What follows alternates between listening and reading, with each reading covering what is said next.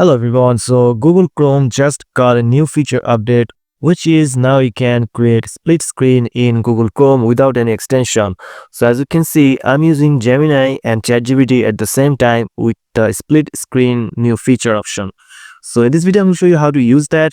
So right now I'm using the ChatGPT, so I'm going to use the split screen method to use the Gemini and ChatGPT the both. So if you want to do that, just go to the tab version of your Google Chrome and right click on it. And here, as you can see, there's an option of add tab to new split views. So you just need to click this, and there it will show you all the tab that you're open and which tab that you want to use for your split screen. So for example, if I click on Google Gemini, as you can see, I have two screen on Google Chrome. So if you want to use this like Google Gemini tab, you just need to click it, then you just need to click it here again in the ChatGPT tab here.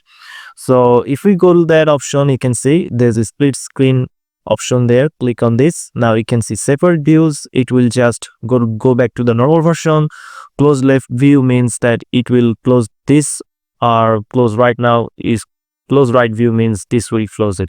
And if you click on this reverse view, it will just swap the tab like left and right. And there's another option is that if you find a link here in your website, like I'm in YouTube and there's a link here like visit site.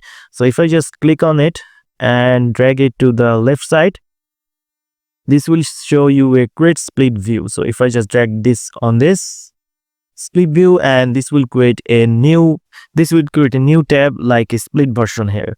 And if you want to close it, just separate views, and it will just separate the views, and you can now close it. So that's it guys, this is the video that I want to share with you. This is the new feature in Google Chrome. You need to update your Google Chrome to get that. So if you go to this three-dot menu and go to the help option, click on about Google Chrome. Now you can see I'm using the version 142. So check that out. If you have this version, you will get this split screen option in your Google Chrome.